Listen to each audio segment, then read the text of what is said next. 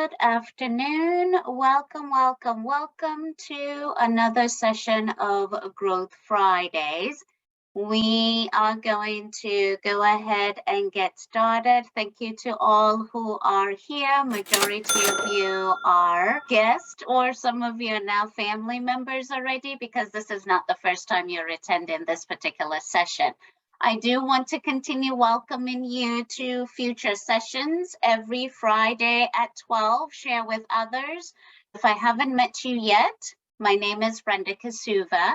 Let's continue this conversation online. I am the same, or rather the tagline is the same online, Brenda Kasuva. And if Kasuva presents a challenge to you, you can find me by typing in training with Brenda. All of this is going to be on follow-up materials, or for those of you who are now getting comfortable or figuring out the QR codes, you are welcome to go ahead and turn on your phone camera application or app. You're able to scan that code, which leads you to my website, Brenda Kasuva, where we're able to connect on social media. You're able to find me on YouTube, send me an email. And for those who want to donate, I'm shameless here, you are able to also take advantage of the Cash App link that is there. You are here in order for us to go through the topic of time is of the essence. Okay, so there are a couple of recordings that now we are building our library.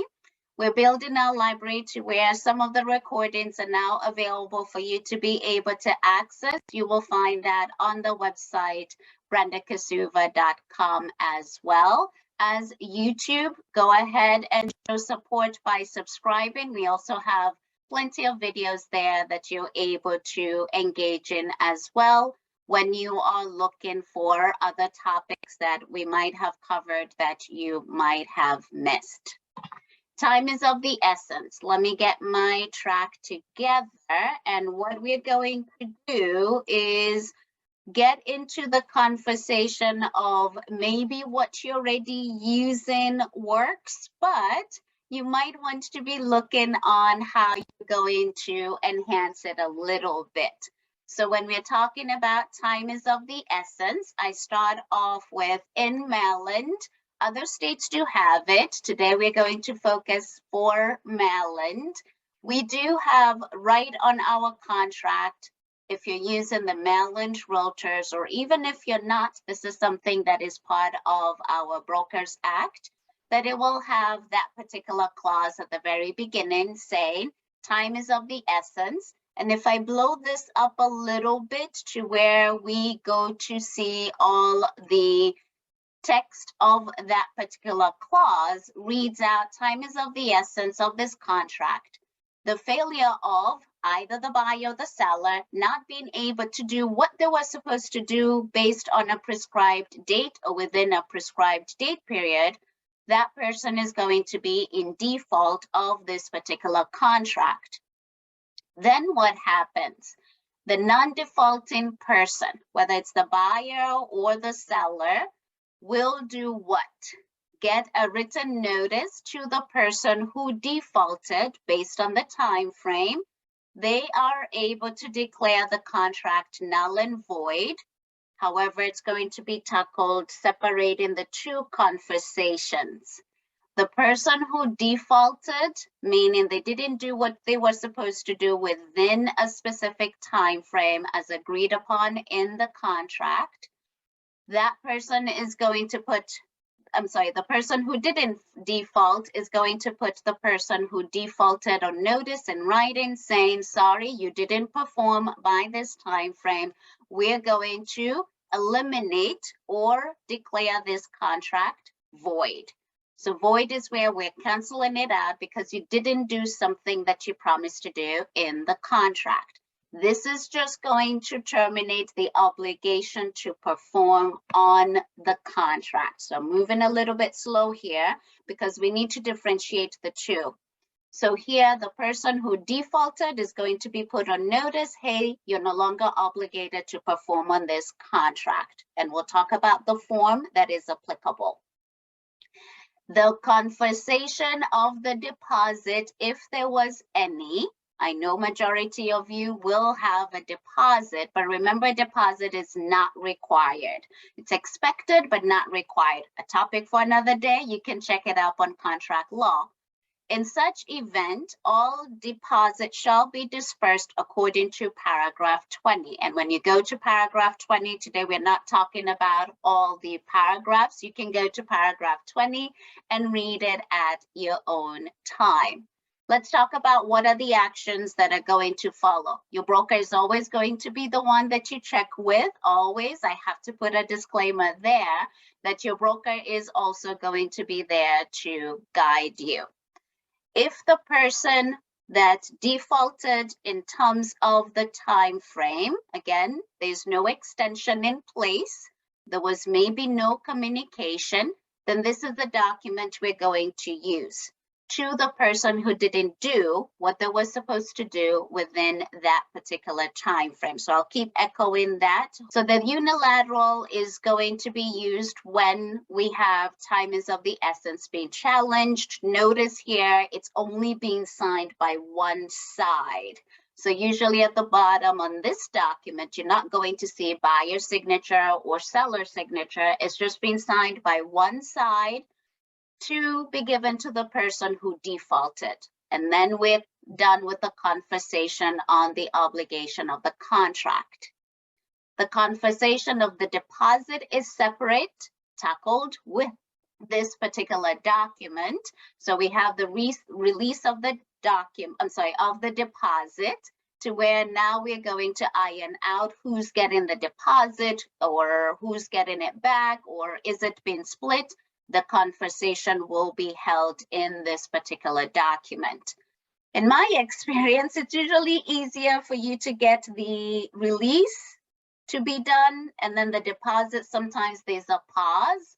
Even when we are having the deposit being held by the title company still needs to get things in writing for them to release the deposit. The conversation of contracts can always be held at a later time, but let me check in if there are any questions, comments. What are you using right now? That's a question being presented, and I tried my best to put as many options there. If you're not seeing your option, then maybe you can share it with me via chat, or right now I see Michael. Go ahead. What do you have for me? Yeah, concerning the release of the deposit money. I had an experience that the listing agent just naturally said that the money will not be refunded even to the buyer. So can he or she take that decision on his or her own? It sounds like it. So this is where I will say, here we're being candid. Since I am your mentor, we'll have to get more details on that. But yeah, it's a decision from the seller side, and it's a conversation on both sides. There needs to be a conversation. And if both sides are not agreeing, then if the broker is holding the deposit or it's a title company holding the deposit, they have the ability to decide for the people. And that's when we get into a 30-day letter being sent out and so forth. So no, we should actually avoid saying that buyer, don't worry, you're always going to get this deposit back. That's very frightening. And for those of you who've been doing transactions, you do know that there are times when there's this issue that's being presented to where one side doesn't want to sign and it has to have a signature from both sides. If it doesn't have a signature from both sides, broker or title company can get involved, or a judge. All right, thank you. But we'll continue the conversation. I only see 14 of you responded out of 21. Because of time, I am going to keep it going and show you the results from the 14 that responded to this question. What are you using right now to track your dates? Some of you have a checklist that's on paper. That seems like The second level, some of you have task reminders through something like Dot Loop. That's wonderful. Then the second level is, yeah, you could do better, and maybe that's why you are here. Let's see where we are going to start. Some of you, maybe you need to start. So I'm going to start on paper. I know it's contradicting to what I am talking about, which is going to be heavy on technology. But my goal is at least to start somewhere in tracking these particular stuff, because you don't want the contract to be terminated if it was something that you might have been able to take care of. Where I'm going to start you off at is a platform that you've probably heard me speak of. One day I'm going to get compensated for sharing this particular website, but it's called breakthroughbroker.com. Breakthroughbroker.com is now being provided to you on the screen, or it is being put on the chat box. On this particular website, you're able to get a lot more. What I'm focusing on is a checklist. This checklist that they have, and they have different ones, where you're able to go into it, you're able to download a PDF, and then you are able to save it and start typing it in or writing it out, but you need to have something that is keeping you on track, and this is a starting point for some of us. While you're here is, let's hope that you're going to now what? Enhance that conversation, get out of paper, and have a system where you are tracking your dates. Before we even start tracking our dates, probably let's iron out what are some of the dates that do make a difference in our contract. So some of the dates that we are aware of, I might not cover everything, but we'll go through majority of them, is deposit. The settlement date, obviously, in our contract, it does say or sooner, but we have a date there. We're definitely checking out that one to make sure we're on track. The settlement has been scheduled and who's taking care of, the keys being delivered to the buyer and so forth. If they're going to be borrowing money from the bank, we're talking about the time frame to apply for the loan, and hopefully the lender has given us some indication that they're very close to giving money to the buyer. We know that the lender is not going to say yes 100% until that final date. So that is still being tracked in our contract. And then we'll talk a little bit about the deed, bring it to your attention in case you're not aware. And finalize will probably the walkthrough, which happens before the settlement, and our contract does call for 5 days.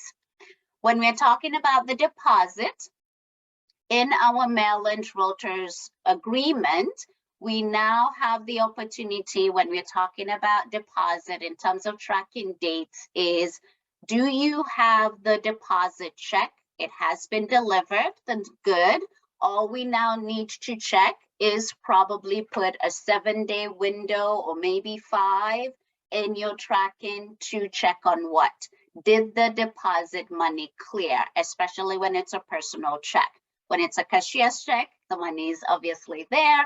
And when it's a wire, then money is already there. But when it's a personal check, we do need to make sure that it did what? Cleared. And we is who? Buyer agent and seller agent or listing agent. Buyer agent, don't be surprised or upset if I, listing agent, call you to make sure that that deposit clear. That is part of care in terms of making sure the money is accounted for. So as it has been delivered, we're good. The one that we're tracking is what? Will deliver. Will deliver is supposed to be tackled where you met with the buyer yesterday. They did not have their deposit funds. They're supposed to go to the bank, get a cashier's check, or they're supposed to do a wire transfer. So here's where we're saying that it will be delivered within X amount of days. Both sides, you're tracking that to make sure that it has been delivered either to the listing broker or to the buyer broker or to the escrow company. This is one of those dates that we're going to be checking on our checklist. And I do have the reminder again for as has it cleared, especially when it is a personal check. The other dates that we're probably going to be tracking if there's money involved is what numbers did you put here? Buyer agrees to make a written application for financing within X amount of days from the date of contract acceptance. And probably I will echo it again towards the end is date of contract acceptance is normally indicated on page 10 of our residential sales contract, and everything starts the following day. Everything starts the following day. If I got the contract today at 11:45 p.m., everything starts tomorrow. If I got the contract today at 12:19 p.m., the clock starts tomorrow, and that is in our contract already. So we're starting from the date of contract acceptance. Following day is day 1, and then you keep counting the days for the financing application and commitment. So buyer agent, you're connecting with the lender. Listing agent, you're either checking in with the lender directly or you are able to check in with the buyer. I keep going unless somebody has questions or feedback. This is one that sometimes we don't experience it as often, and when it does, we pause. If we are at that point where settlement is supposed to happen today, and title company has done their work, and maybe a week before settlement, title company has now pulled up stuff about the seller to make sure there are no judgments, there are no liens, etc. If it is brought to your attention, listing agent or buyer agent, that there's stuff that are connected to the property that affect the deed or rather the title, then we pause. The contract does automatically give the seller 14 days. If you read paragraph 21, I'm just going to highlight, this is your homework, and check with your broker as well. In the event that the seller elects to cure whatever came about, so here settlement is happening today, you are told about maybe what came up the day before, surprise, or the day of, surprise.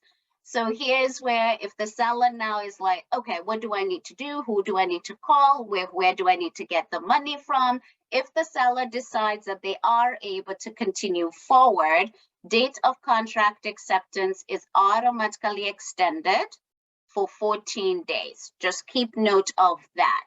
Obviously, there's verbiage about what happens if not. Please do your homework and check on that. My role today is just talking about dates. So if I'm skipping over stuff, I just want to make sure there's clarity as we're just focusing on dates. 22 calls upon the walkthrough period, which again, you're tracking. There are 5 days that are allowed for the buyer to be able to do a walkthrough. They are able to go back as many times.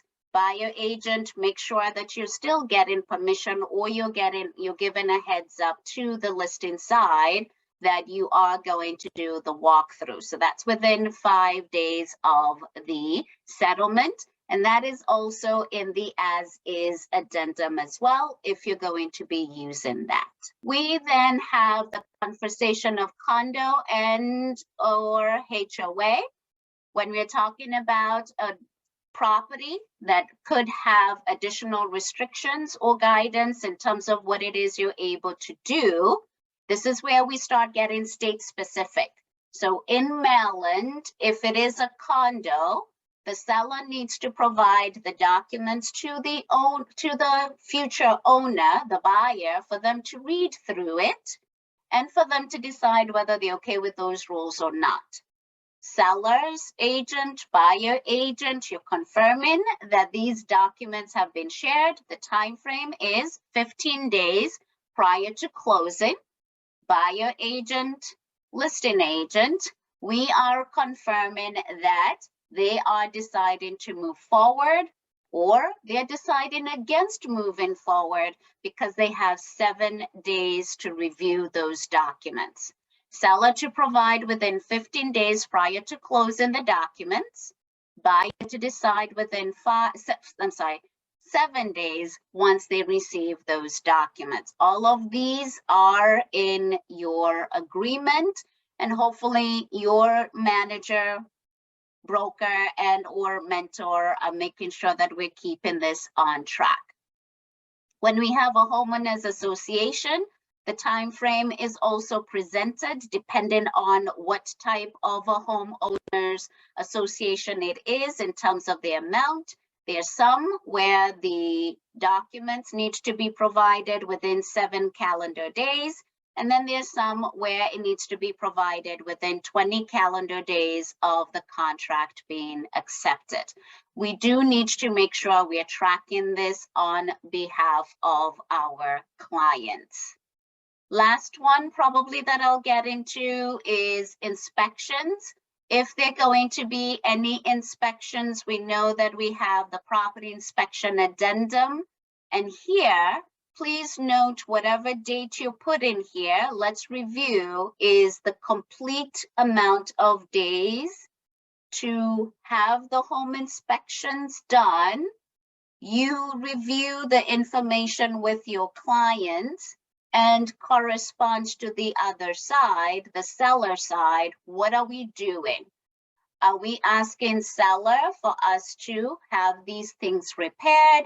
Are we asking for credit, or are we decide, no, this is just too much? So the amount of days here, I hopefully are echoing and reviewing that it is the entire time frame is to do the home inspection and share what it is that you're going to be doing in terms of your client, and you're doing that on their behalf. As is the same.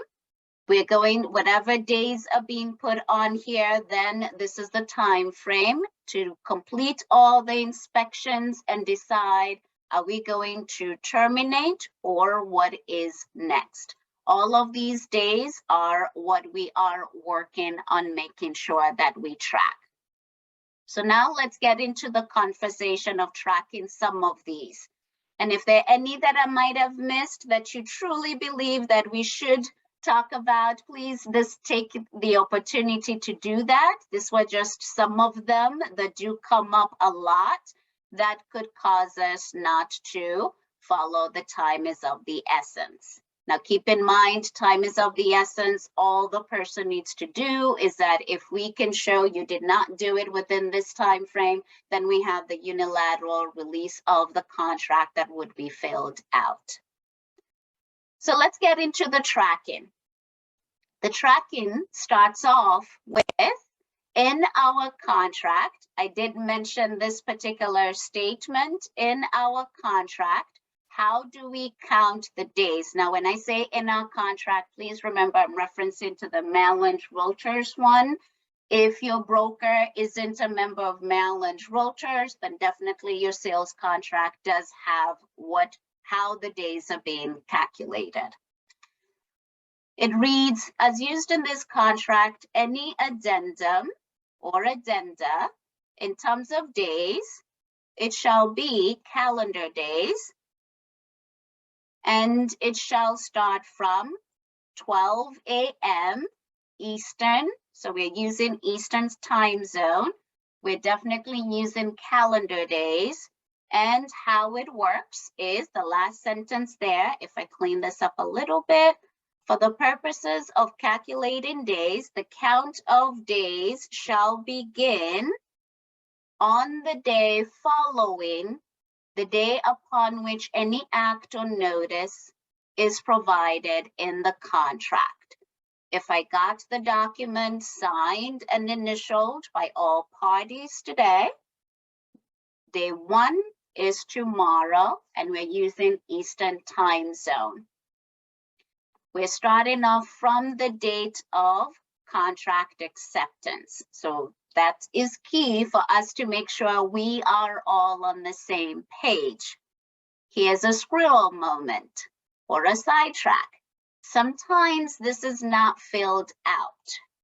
Buyer signed everything, seller signed everything, but then we did not fill out the date. This is now where your broker is going to guide you Is your broker okay with you filling out the date and making sure everyone is on the same agreement and understanding that the date of contract acceptance is today? Or do you return it back to the person who signed it last for them to fill it in? This is guidance with your broker. However, it needs to be communicated. So some of us might, with broker's permission, if I'm allowed to put in the date of February 19th today, 18th, yeah, February 18th, isn't it?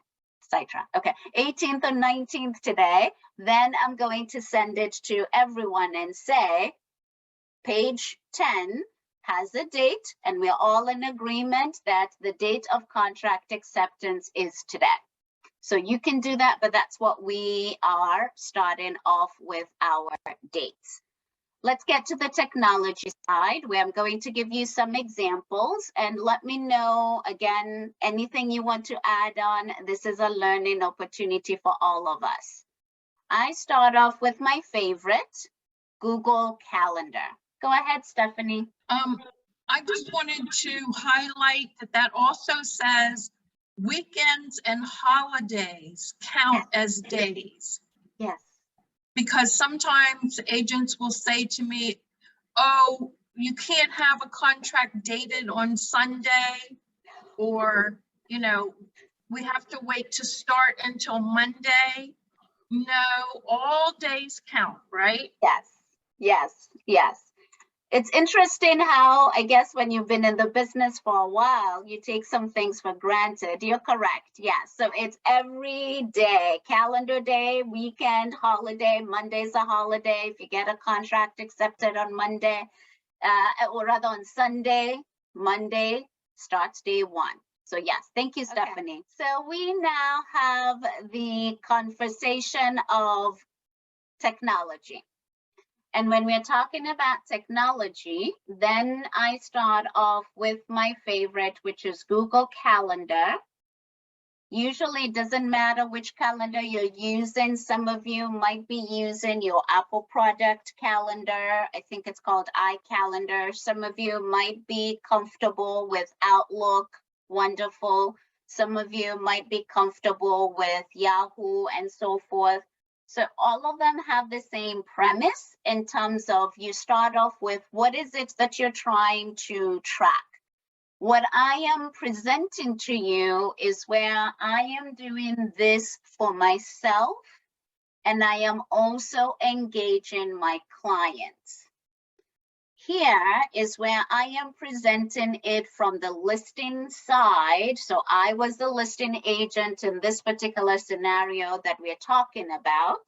So I list an agent, looked at the contract once it has been accepted, and then the buyer say that we're going to do the home inspection within X number of days, 7, 5, 10, 20, whatever. It's whatever is agreed upon by the individuals.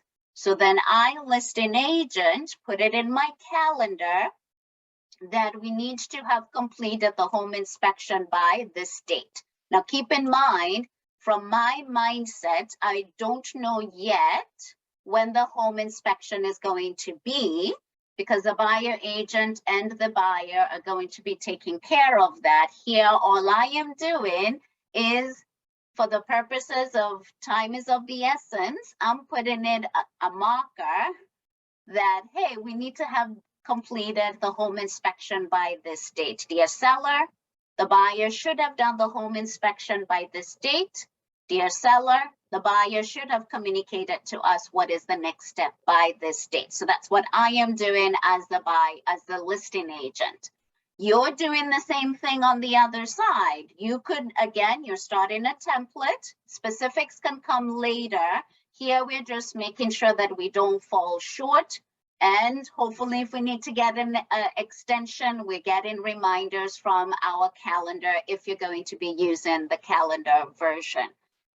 Here's where I typed in home inspection. It's due by that date. In this particular scenario, it was due by January the 7th. And I picked a time. Here, you pick the time. All it is here is for purposes for us to have it noted somewhere that it's going to be happening on the 7th between 8:30 to 10:30 because it's usually 2 hours. And then where it's going to be, you're going to put the address, obviously, of the property. Here's where some of us maybe have not considered doing that, is where you have the opportunity on Google Calendar to add guests. I am taking the liberty to have my clients be accountable as well, along with me. Therefore, I am adding them, their email address, buyer side or seller side. You have your clients' email addresses. So we put your clients' email addresses. You always have the opportunity for notification. So this is where notification for this to help us a little bit could be the day before, in order for us to make sure that it's done, or we have a conversation. Do we need to have an extension? You could have that set up. And then if you want to put in notes for yourself, you can. So just a regular calendar appointment on Google Calendar is where you're taking advantage of putting in what it is that you want to start tracking. So here the home inspection was on January the 7th. Let me review again. So here's where you're entering the information. You're going to type in what it is. For example, home inspection, what date it is supposed to be due. Pick your time. You know your days better than I. Invite your people. You have their email address. And I'm going to address, sometimes we get the question of, well, what if they don't have a Gmail account because I'm using a Google Calendar? It doesn't matter. They're going to get an email, and I'll show you what it looks like.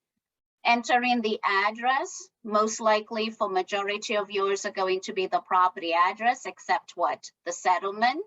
So there you fill that in. How long do you want to get a reminder prior to that event is your notification, and you can have multiples.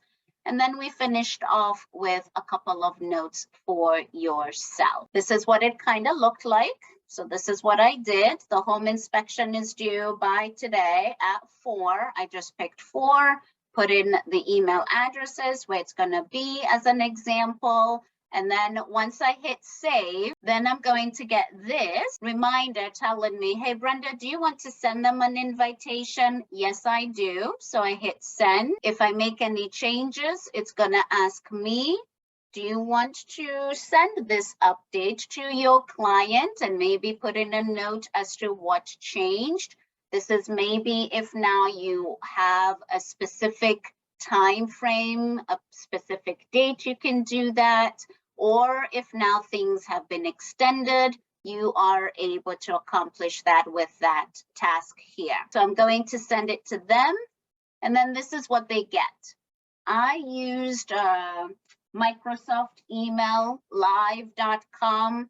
I did this on purpose. The person doesn't have a Gmail account, for example. This is what I got on my live.com, a Microsoft email option. I get it like this. It automatically prompted it into my calendar. And then here's where I have the opportunity to get all the details as the agent put it in. They always have the opportunity to put it in another calendar as well. The purpose of this view is just to show you that if the person doesn't have a Gmail account, just because you're using a Google Calendar, doesn't matter, the person is going to get an email notification, and then it's up to them to decide whether they want to put it on their calendar or not. I'm just inviting them to the party. So here's what it looks like for those of you who use Outlook. I just showed you Google Calendar. Some of you are more conversant with Outlook. You go to the Outlook calendar option, similar to the Google Calendar side.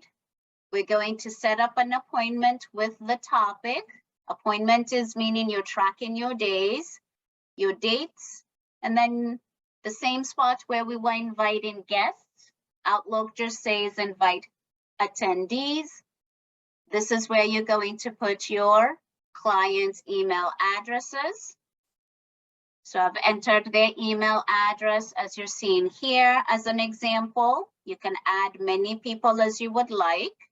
You could set up your reminders if you want to. And then once I hit say send, then they're going to get it in their email. Let me connect the dots for you. I set this up in Microsoft Outlook. The example that I used here is a Gmail account. On my Gmail account, I received this, and it allows me to decide to put it in my calendar by saying, yes, I'm available, or no, maybe. The person has that option, and they have the option as well to add it on their calendar. Here, the people we're speaking of is the client on the other side. Remember, on your side, it's automatically going to be put on your calendar. Our contract doesn't really specify these other items that we are to track, but it is almost something that we need to review without assumptions. There are other items that you might be tracking. So most of them, we've seen guidance from the contract. Some of you are going to take advantage of the paper checklist by going to Breakthrough Broker, and the link was on the chat box. Some of you are now going to enhance your conversation on your reminders. If you're going to start using the calendar, then you're going to map out everything for when is the last date to perform that particular action, and maybe set it up for a reminder a day before so that we're checking in on both sides. Hey, home inspection was supposed to be done by this date. Buyer agent, buyers, are you still performing that? Yes or no? And then we decide whether we're going to have an extension or not.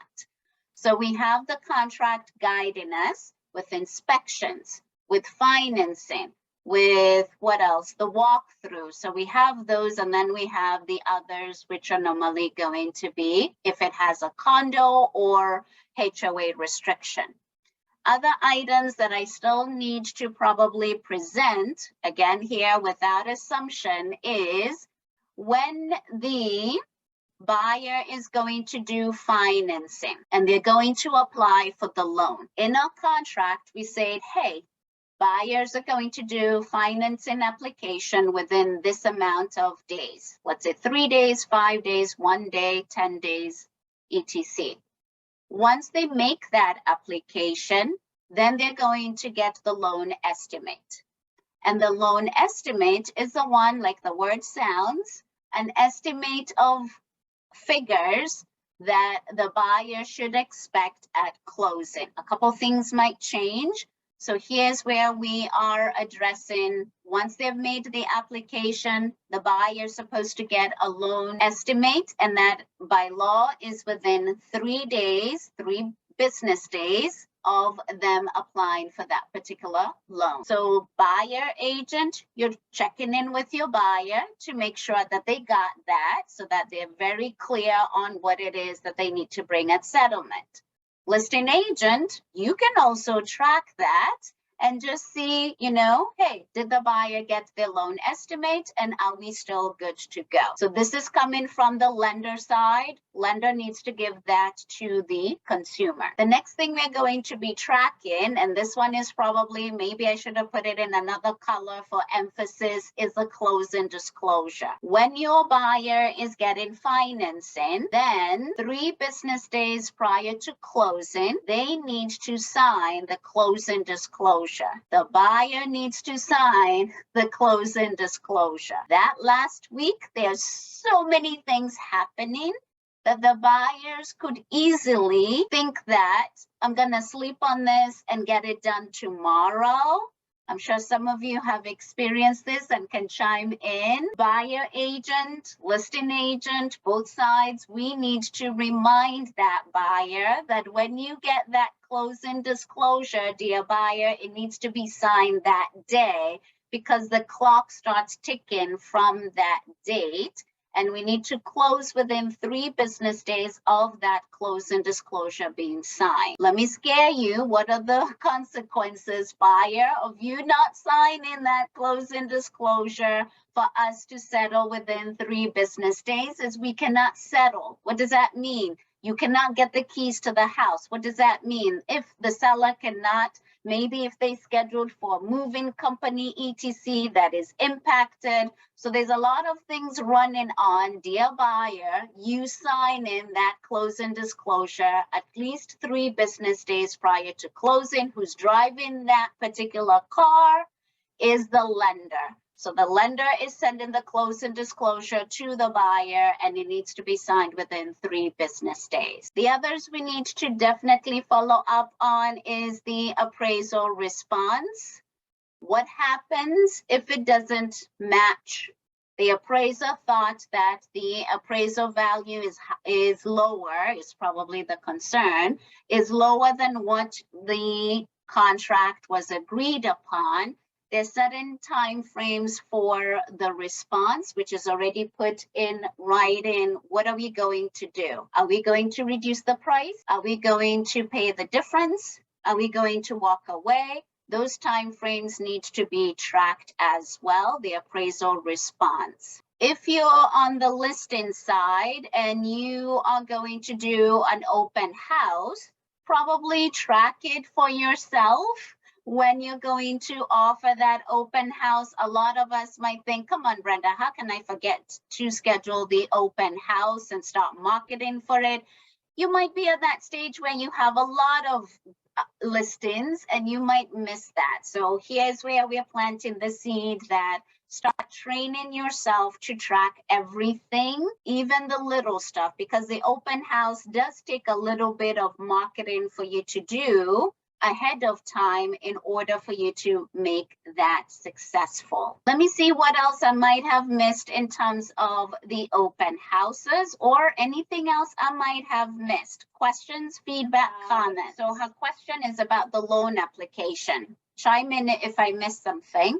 When the buyer does their loan application, or let me start even further. Contract has been accepted and the contract does call for finance application. So I'm finding my way to that conversation for us to track the dot. So the financing application, we have set a number of days for the buyer to do the financing application, right? So I, buyer agent, I'm going to put that on my calendar that we put in 3 days, 5 days from today that the financing application needs to be done. Listing agent, I'm going to do the same thing. I'm going to put it on my calendar that the financing application needs to be done by this date. Buyer agent, you're communicating with your buyer and the lender to make sure that they have done the loan application.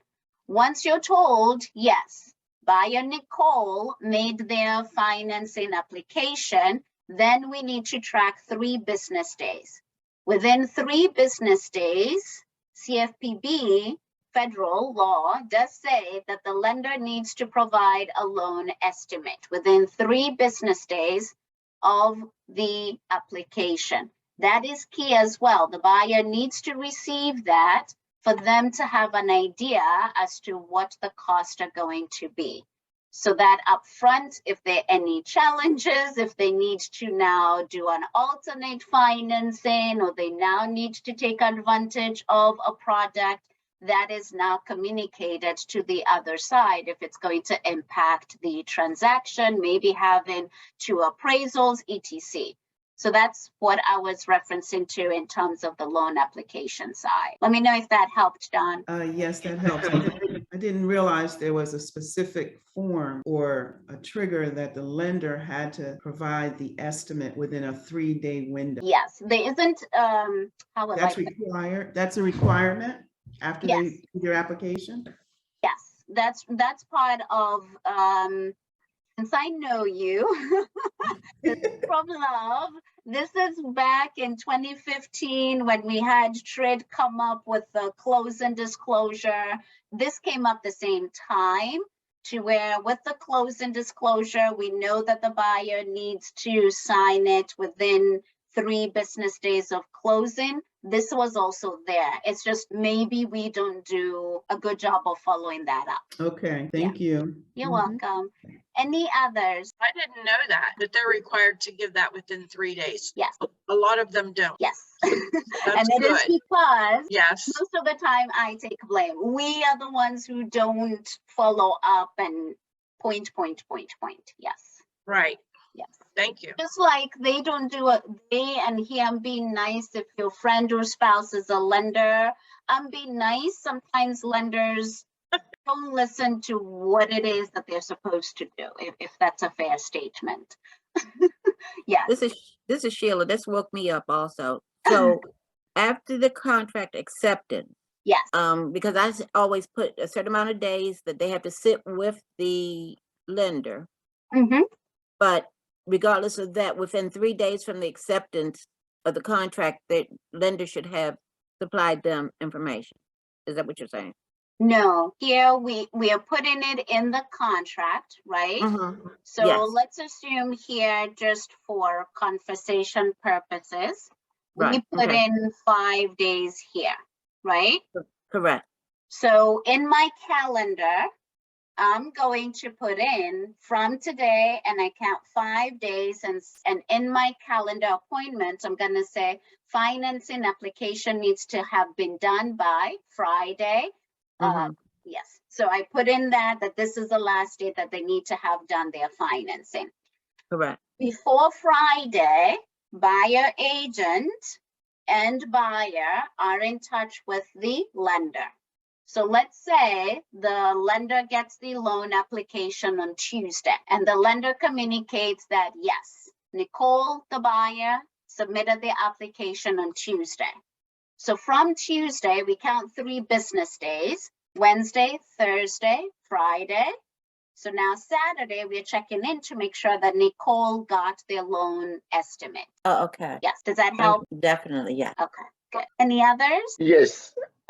With this, are you saying if the pre-approval letter is attached, do we also need that? No, in Okay. terms of documentation, let me see, continue, sorry. Yeah, because what you're saying now is if the loan has been approved, you know the number of days, but in the contract said that maybe you have attached the letter from the lender, the pre-approval or the approval letter. So do we still need to fill those 5 days, 3 days time frame? Yes, with a little bit more. So let's step back and find me if I didn't get everything.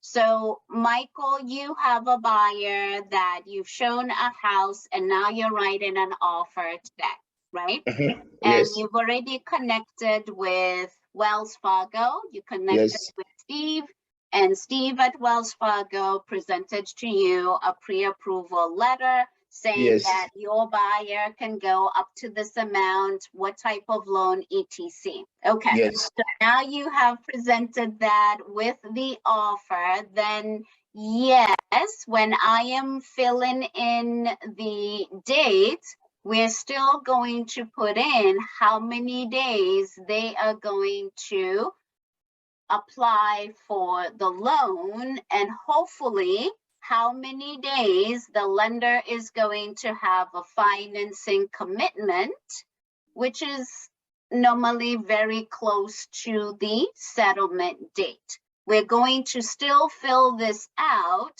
because the seller side also needs to be keeping track of that, because if the buyer doesn't do it within that time frame, the seller has the opportunity to do what? Declare the contract null and void. We're still filling this out. The communication about the loan estimate and the time frame of the 3 days is a conversation.